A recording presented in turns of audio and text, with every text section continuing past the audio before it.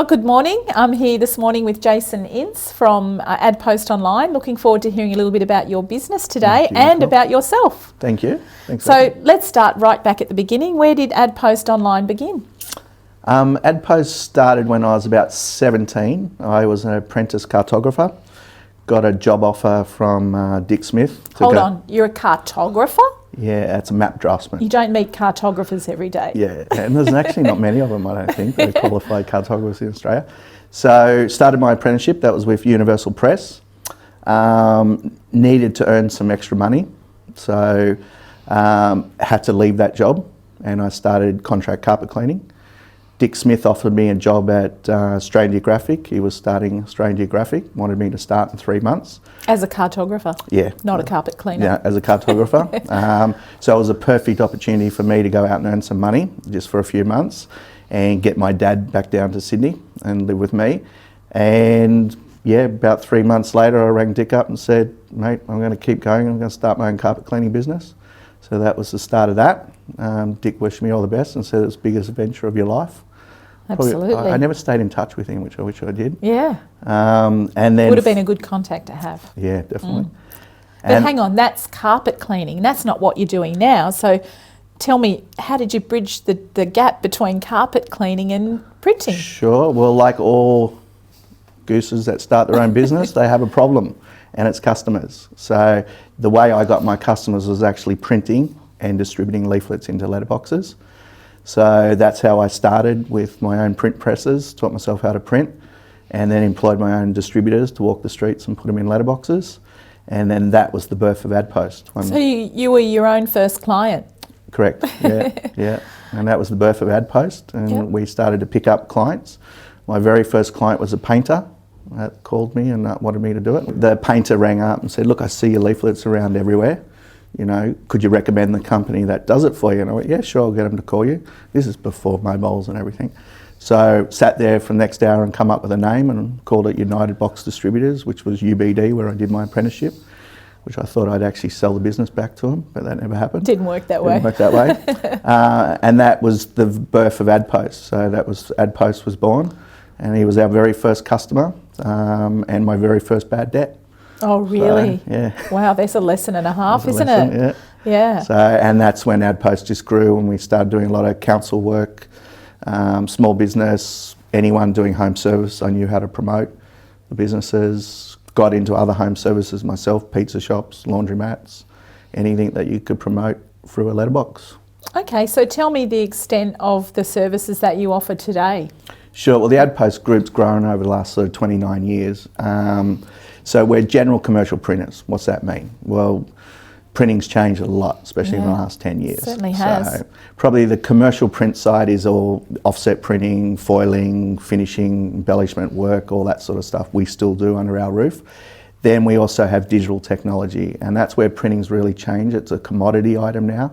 People will only print small amounts, not large amounts. It's variable, you can do anything you want now.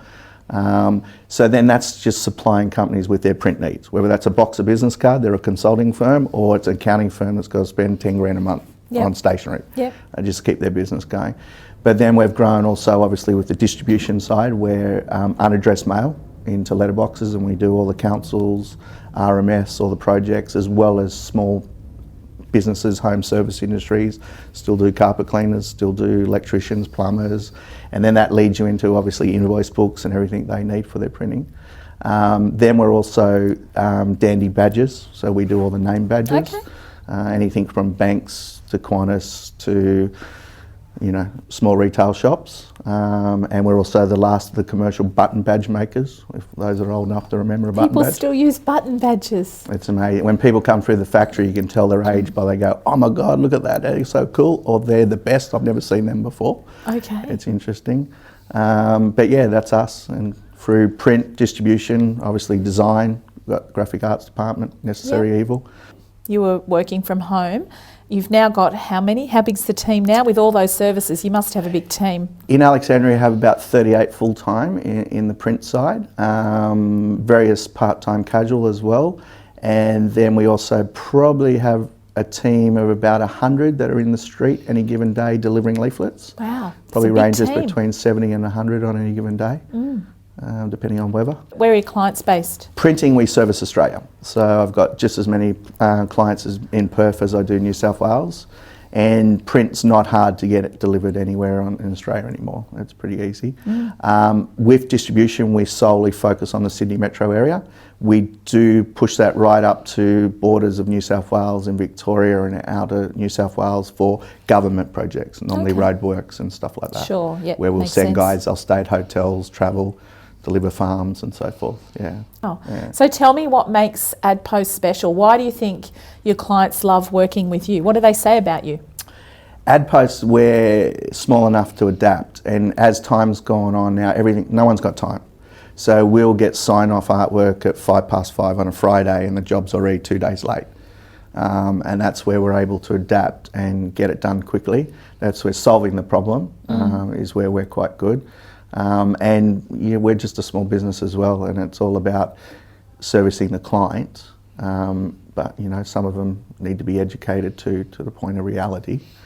Yeah, but I think that's pretty typical with most small businesses anyway. They push things to the deadlines always. Yeah. So you were telling me a story a little earlier about a client who had an issue like that last week, and the extent that you went to make sure they got the job. Do you want to share that story again? It's always the job that's needed that goes missing. So this was needed 258-page brochures for an event in Perth, flying out on the Saturday morning.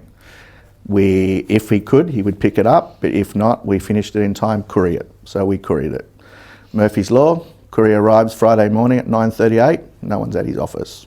Courier puts it back in the van and drives off. 5:15, he rings me saying, "Where's my printing?" I go, "You should have it." What are you With the talking courier? about? It left here Thursday to go to Leichhardt, you know. Problem, he needed those brochures, he's flying to Perth, there's an event on Sunday. So the solution was get someone in Perth to print them. Wow. Because it was now 5:45 by the time I've mucked around trying to track it down and trying to find out what van it's in and all the rest of it. So we were able to get a guy to print it in Perth, and he was able to pick it up on Saturday afternoon and do his seminar. Happy customer. Yeah, Happy and customer. a week later, those brochures are back at our place. Oh my goodness. Took a Still, week, yeah. that's the extent of the service that you offer, which Yeah. is wonderful. Well done. So tell me now, we're at 29 years on. What does the future of Adpost look like for you? The industry's changed significantly over the last 29 years. Sure. What do you see happening with your business moving forward? Look, we're quite lucky. We're growing, where a lot of printers are in a lot of trouble. My next one is we have to move. We need a bigger premises. Wow. So we're in that process now, looking for bigger premises. What that means, where we end up, I don't know. But yeah, we are moving to bigger premises. Growth to me is obviously us turning away from probably being product focused. You know, where we're the fridge manufacturer, we're dandy buttons, we're distribution, we're print, and being more client-centric, just servicing clients. So it's amazing where people use us and don't realise what else we can do. Right. You know, where they'll turn around and say, "Do you do a pull-up banner?" Of course we do. You know, we can do anything you need. We actually print for other printers, and some of the biggest printers in the country we print for. Really? Because we will still mix ink, run PMSs, do specialised printing. Where a lot of big printers now, it's just full process automation. They're not interested in jobby job work, what I'd call mixing ink and PMS colours and so forth. So still big plans for growth then moving forward by the sounds of it? Yeah, and I think it's growing with the team and my own management skills and really just working with customers, service the customer and educate them. We're not just your button person, we're not just the name badge person, we can do your business cards as well. Because even a lot don't realise we're full commercial printers there. Sure. So you just talked about growing your own skills. We've had a chat before about some of the different organisations that you're part of that help with that. Tell us a little bit about some of the ways you stay on top of what you need to know to grow a bigger business. Yeah, sure. I've been in B&I for probably over 15 years, and that's more networking of sales. And B&I has been great for me, meeting people, smart people, helping younger people come through. And not only, I've done a lot of JVs, meet great people, and to have your solicitor and your accountant in the room every week, that's an advantage. Yeah. But then organisations through my own growth is EO, Entrepreneurs Organisation, and that's more of a peer-to-peer support group. That's a forum, you meet monthly, non-executive board basically, smart people, really smart people, and it's all about learning. It's all learning. And you can only talk from experience. It's no opinions, it's all consult. How long have you been part of EO? Probably about 4 years now, 3 going on 4 years. And how important has that been to you in your own personal development and growth? It's brilliant. I got a mentor, Ben Thompson, he put me on the path down the Rockefellers or Gazelle, and that's been our last 2.5 years focus. And that's growth within management, you know, the right team, the right KPIs, you know, just the right way to run a business, that's all new to me. Yeah, fantastic. Yeah, learn as you Sounds go. great. Tell us a little bit about you outside of work. Yeah, married, three children, 2 older boys, 25 and 22, younger daughter Ruby, 14. Still married to my childhood sweetheart. We've been together since we were 16, Jodie, and we work together. She's a director of the company. So I think working and living together, we don't talk much. That's maybe the success.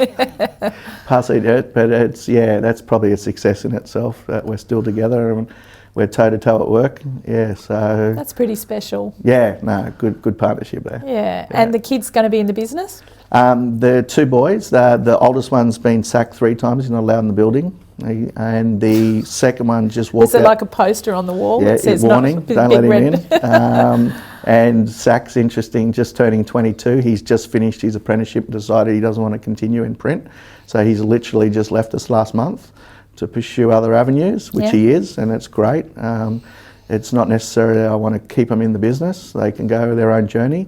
And I think the 14-year-old, she's too smart. I'll never get her even to try to work. So there's got to be another path to succession for you then. It's not going to be the next generation by the sounds of it. It'll be interesting when the boys mature and they discover the real world, which they are.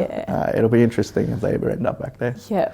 Fantastic. Yeah. And so just wrapping up, we were chatting about some of the charitable things that you're involved with. You're out over the weekend at the Special Olympics Gala dinner. Tell us a little bit about your charitable involvement. Look, we do a lot of work with charities and even as their suppliers and supplying them the necessary, I always call give me silver and you'll get gold, even button badges and promotional products, once again, they need. Got involved with Special Olympics on an acquisition I did probably about 8 years ago and haven't looked back. Great organisation. They just, the way they work and the kids, you just learn so much from those kids. And just the fact that they're out there every week instead of it being a one-off scenario. Those kids just, they're brilliant. That's great. Teaches lots of lessons. Well, it sounds like you've got a big heart and a great business. So wishing you all the very best for the future. Thanks for being here today. Thanks for having me.